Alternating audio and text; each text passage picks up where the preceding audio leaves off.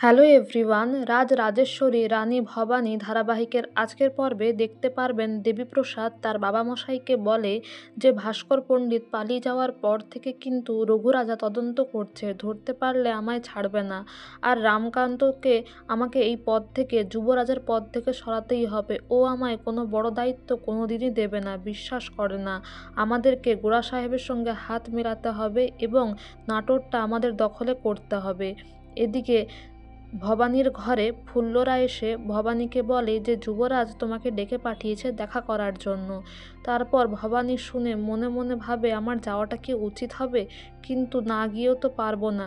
গিয়ে দেখি যুবরাজ কেন ডেকে পাঠিয়েছেন, এক্ষুনি যাব, এক্ষুনি চলে আসব। আর তার মা ভবানীর কাছে প্রার্থনা করে যেন কারোর সঙ্গে দেখা আর না হয়, শুধু যুবরাজের সঙ্গেই যেন তার দেখা হয়।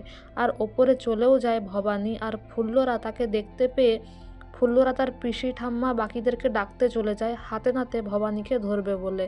তাদেরকে নিয়েও আসে, ওপরে নিয়েও যায়, কিন্তু ভবানী যখন আড়াল থেকে দেখতে পায় সেখানে গোড়া সাহেব রয়েছে এবং দেবীপ্রসাদ রয়েছে, সেখানে নৃত্যের অনুষ্ঠান চলছে, এমনকি সেখানে মদ্যপানের ব্যবস্থাও রয়েছে এবং তারা সেখানেই মজেছে। এইসব দেখে ভবানী কিছুটা চমকেও যায়, ভয়ও পেয়ে যায়, বলে রাজবাড়ির অন্দরমহলে এগুলো কি হচ্ছে, এসব আমি কি দেখে ফেললাম। আর ঠিক তখনই যুবরাজ রামকান্ত চলে আসে আর ভবানীকে দেখে নেয়। তারপর ভবানীকে ধরে সেখান থেকে টানতে টানতে নিয়ে চলে যায়, বলে এক্ষুনি চলুন আমার সাথে। আর তারপর ভবানী চলেও যায় যুবরাজের সাথে, কিন্তু ফুল্লরা পিসি ঠাম্মা তারা এসে কেউ আর ভবানীকে দেখতে পায় না। এদিকে যুবরাজ ঘরের মধ্যে এসে খুব চেঁচামেচি করে, বলে রাজরানী হিসেবে আপনার কোনো বুদ্ধি নেই?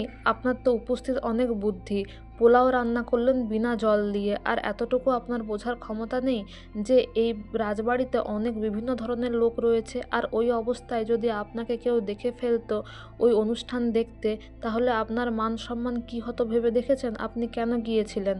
ভবানী বলে আপনি ডেকে পাঠিয়েছেন শুনেই আমি গিয়েছিলাম। এদিকে যুবরাজ বলে আমাদের একটা ঘর আছে, আমার কিছু বলার থাকলে ঘরের মধ্যেই বলতাম, কেন আমি বাইরে ডেকে পাঠাতাম? এদিকে ভবানী মনে মনে বলে যে আমার ওপরে কেউ এইভাবে কথা বলেনি, উঁচু গলায় কথা বলেনি, বাবা ঠাকুরও কোনোদিনও এইভাবে কথা বলেনি। আমি ওনার ডাক শুনেই গেলাম, উনি বুঝলেন না, আমাকে বকুনি দিলেন, আমিও মুখে কুলু পাটলাম, এরপর থেকে আমি আর কিছু বলবো না। এদিকে যুবরাজ রামকান্ত মনে মনে ভাবে পুটি একদিকে আমার দায়িত্ব, সে যদি কোনোদিন আমায় ডাকে আর ঠিক একই সময় যদি রানী আমাকে ডাকে, তাহলে কি রানীকে আমি এইভাবেই সময় দিতে পারবো, ছুটে যেতে পারবো? এদিকে অনুষ্ঠানের জন্য নিয়ে আসা হয় ভবানীকে, রামকান্তকে। তারা হরপার্বতীর নৃত্য অনুষ্ঠান দেখে, সবাই সাধু সাধু বলে অনেক সম্বোধন করে, কিন্তু ভবানী মুখ নিচু করে দাঁড়িয়ে থাকে। আর যুবরাজ সেটা দেখে, সে ভাবে নিশ্চয়ই একটু বেশি বকুনি দেওয়া হয়ে গেছে, শাসন করা হয়ে গেছে, তাই ভবানী চোখ মেলে তাকাচ্ছে না। এদিকে ইন্দু বলে আমার ঠাকুরপোর দিকে কেন তাকাচ্ছ না তুমি, অভিমানের মেঘ জমেছে বুঝি? এদিকে হরপার্বতীর বেশে যারা নৃত্য পরিবেশন করেছিল তাদের নৃত্য সম্পন্ন হওয়ায় দান দক্ষিণা দেয় ভবানী আর রামকান্ত, কিন্তু পিসি ঠাম্মা বলে অনেক পেয়ে গেছো, যাও তোমরা এক্ষুনি এখান থেকে চলে যাও, এই বলে তাড়িয়ে দেয়। দিতে থাকে, কিন্তু ভবানী তাদেরকে না বলে আটকে দেয়।